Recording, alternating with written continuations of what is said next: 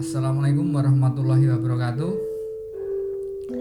Pada kesempatan hari ini saya Kang Belar Perkutut ingin sedikit bercerita tentang perkutut yang penuh misteri.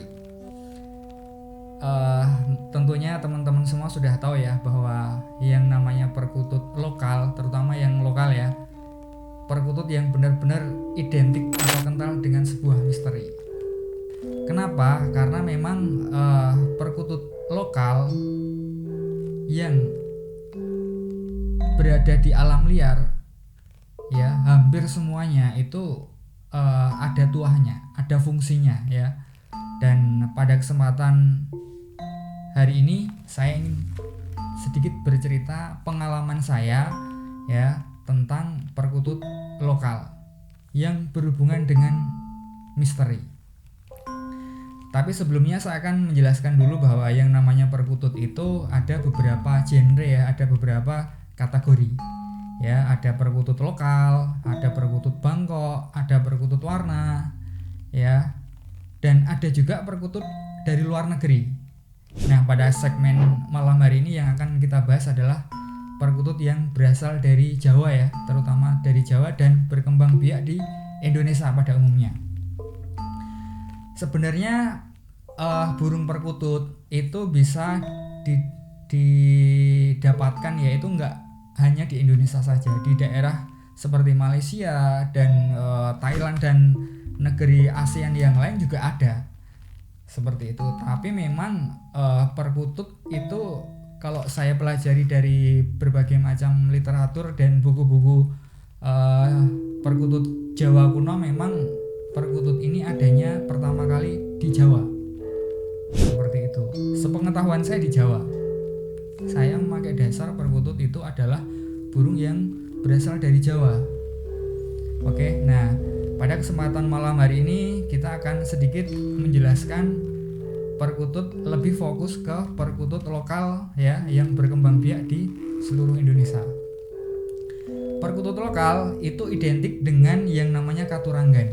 Nah, karena saya di sini spesialis ya mendalami perkutut dari segi katuranggan dan perkutut bertuah. Jadi di kesempatan ini saya akan sedikit bercerita bahwa perkutut katuranggan itu kebanyakan itu bertuah. Karena ada beberapa perkutut katuranggan itu yang bisa dibilang tidak ada tuahnya, itu juga ada.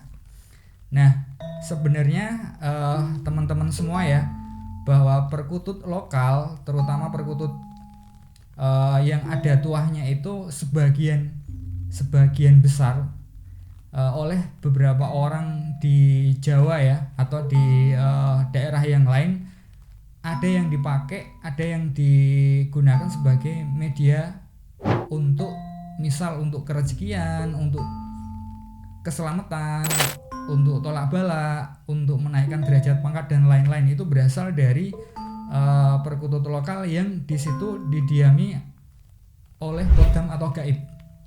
Seperti itu. Nah, ini yang membuat perkutut itu bisa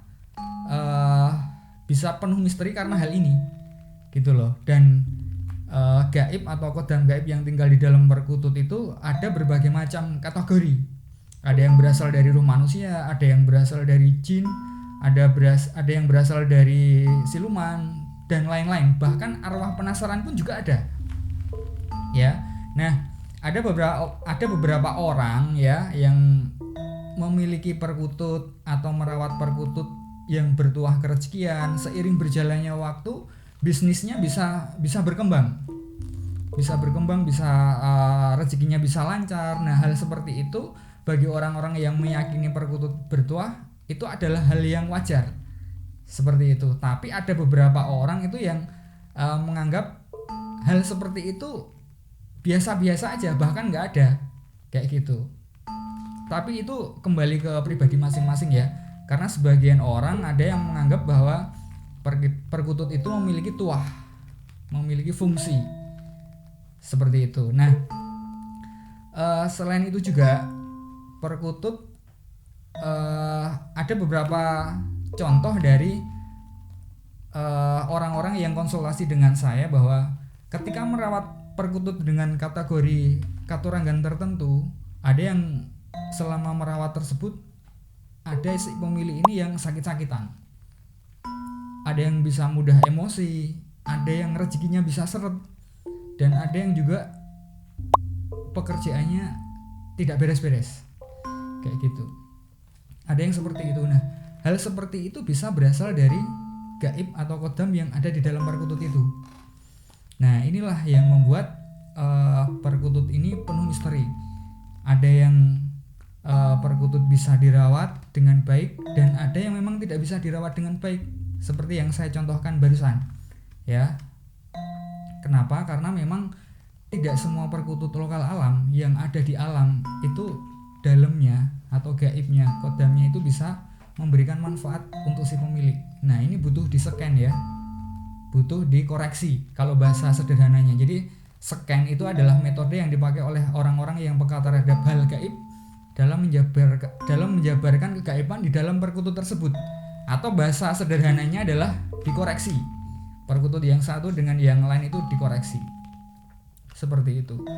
Ada beberapa kasus yang memang merawat burung perkutut dengan tuah yang besar, misal untuk tolak bala.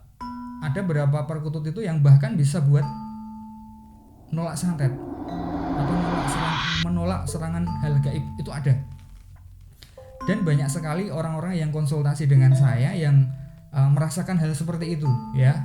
Jadi bagi teman-teman bahwa perkutut itu penuh misteri, itu memang benar-benar misteri ya, karena kalau perkutut lokal mesti identik dengan hal-hal yang lucu-lucu seperti itu.